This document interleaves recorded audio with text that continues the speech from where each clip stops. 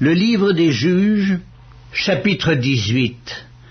En ce temps-là, il n'y avait point de roi en Israël, et la tribu des Danites se cherchait une possession pour s'établir, car jusqu'à ce jour il ne lui était point échu d'héritage au milieu des tribus d'Israël.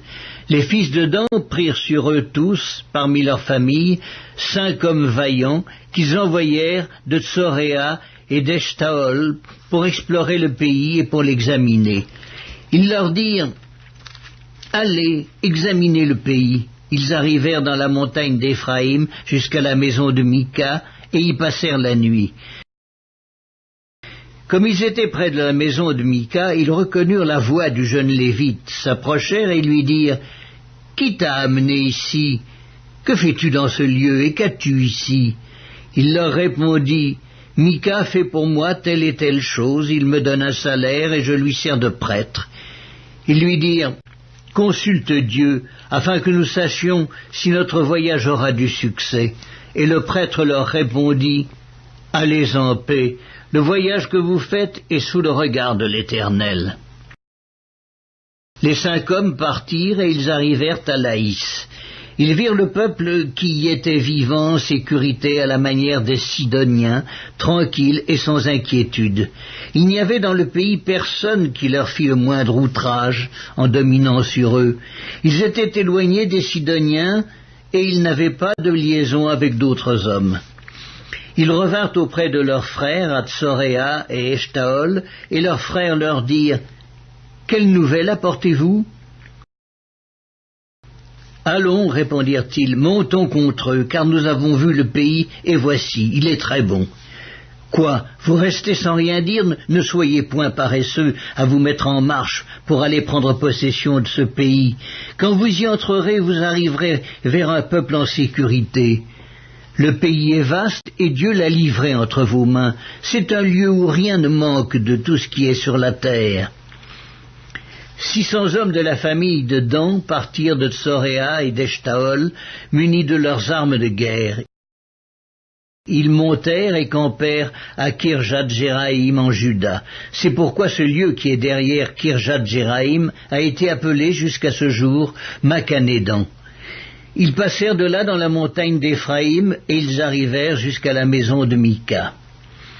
Alors les 5 hommes qui étaient allés explorer le pays de Laïs prirent la parole et dirent à leurs frères « Savez-vous qu'il y a dans ces maisons-là un éphod, des téraphim, une image taillée et une image en fonte?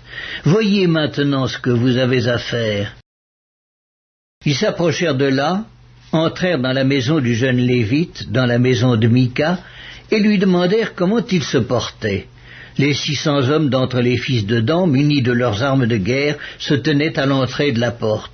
Et les 5 hommes qui étaient allés explorer le pays montèrent et entrèrent dans la maison. Ils prirent l'image taillée, l'éphod, les téraphim et l'image en fonte, pendant que le prêtre était à l'entrée de la porte, avec les 600 hommes munis de leurs armes de guerre. Lorsqu'ils furent entrés dans la maison de Mika et qu'ils eurent pris l'image taillée, l'éphod, les téraphim et l'image en fonte, le prêtre leur dit « Que faites-vous » Ils lui répondirent « Tais-toi, mets ta main sur ta bouche et viens avec nous, tu nous serviras de père et de prêtre. Vaut-il mieux que tu serves de prêtre à la maison d'un seul homme ou que tu serves de prêtre à une tribu ou à une famille en Israël ?» Le prêtre éprouva de la joie dans son cœur. Il prit l'éphod, les téraphim et l'image taillée et se joignit à la troupe. Ils se remirent en route et partirent en plaçant devant eux les enfants, le bétail et les bagages. Comme ils étaient déjà loin de la maison de Mika, les gens qui habitaient les maisons voisines de celle de Mika se rassemblèrent et poursuivirent les fils de Dan. Ils appelèrent les fils de Dan qui se retournèrent et dirent à Mika « Qu'as-tu et que signifie ce rassemblement ?» Il répondit « Mes dieux que j'avais faits, vous les avez enlevés avec le prêtre et vous êtes partis, que me reste-t-il? Comment donc pouvez-vous me dire qu'as-tu » Les fils de Dan lui dirent « Ne fais pas entendre ta voix près de nous, sinon des hommes irrités se jetteront sur vous et tu causeras ta perte et celle de ta maison. » Et les fils de Dan continuèrent leur route. Mika, voyant qu'ils étaient plus forts que lui, s'en retourna et revint dans sa maison. Ils enlevèrent ainsi ce qu'avait fait Mika et emmenèrent le prêtre qui était à son service, et ils tombèrent sur Laïs, sur un peuple tranquille et en sécurité. Ils le passèrent au fil de l'épée, et ils brûlèrent la ville. Personne ne la délivra, car elle était éloignée de Sidon, et ses habitants n'avaient pas de liaison avec d'autres hommes. Elle était dans la vallée qui s'étend vers Beth-Réhob. Les fils de Dan rebâtirent la ville, et y habitèrent.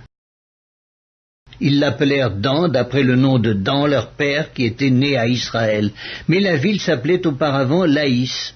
Ils dressèrent pour eux l'image taillée, et Jonathan, fils de Gershom, fils de Manassé, lui et ses fils, furent prêtres pour la tribu des Danites jusqu'à l'époque de l'activité du pays.